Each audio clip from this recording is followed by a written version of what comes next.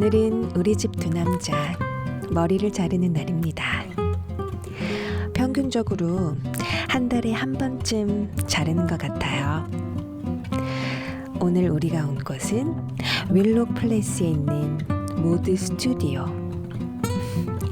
우리 집 전담 헤어 아티스트 비키가 있는 곳입니다. 우리가 함께 보낸 시간도 어느덧 6년 남짓. 오늘은 제 친구 비키를 소개하는 시간을 가져보려 합니다. 커가면서 스타일이 아빠랑 더 닮아져가는 제임스. 완전 아기 때부터 제임스 머리를 잘라준 비키군요. 고객님 앉으세요.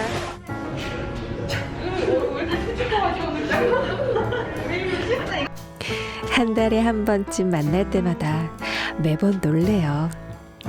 제임스가 커가는 모습에 말이죠.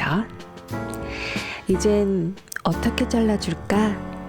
그런 말이 필요 없는 제가 마음에 들어하는 우리 집 두 남자의 스타일을 쫙 꿰고 있어서 제가 너무 든든하답니다. 한국에서도 헤어로 먼저 일을 시작했지만 비키는 연예인 스타일리스트로 일을 하기도 했어요. 김원희, 장윤정, 엄현경, 최진영. 무려 10년쯤 전이긴 하네요. 압구정샵의 헤어팀에서 일하던 때에 김원희 씨의 스타일리스트 팀을 알게 되었고 멋있다는 생각이 들어서 스타일리스트로 전향했었다고 해요. 스타일리스트로 일했던 경험 때문인지 비키가 헤어 만지는 감각이 아주 좋아요. 제가 비키를 좋아하는 이유이기도 하죠. 스타일리스트를 할 때부터 동남아 여기저기로 화보 촬영을 왔었던 비키는 그곳에서 만난 한 싱가포르 현지 친구를 통해 싱가포르를 알게 되었고 몇 번 여행차 왔었다고 해요. 사실 싱가포르는 실제로 와보기 전에는 그 매력을 충분히 알 수 없는 나라이긴 하죠. 아, 예쁘다. 이런 나라도 있구나 라고 생각하던 그 찰나 너무 운명처럼 비키의 부모님이 말레이시아 조호바루로 은퇴 이민을 결정하시게 됩니다. 비키도 그때 정말 너무 깜짝 놀랐었대요. 그렇게 부모님 덕에 또 조호바루를 자주 오게 되면서 싱가포르도 몇 번 더 오게 되었고 한국에서 늘 바쁘게 살아가는 그런 일상보다 싱가포르에서 조금 여유롭게 살 수 있지 않을까 하는 기대감이 생겨서 싱가포르로 오기로 결정을 하게 된 거죠. 부모님의 조금 더 가까이에 딸을 두고 싶으셨던 그런 희망사항도 비키의 선택에 중요한 요소였고요.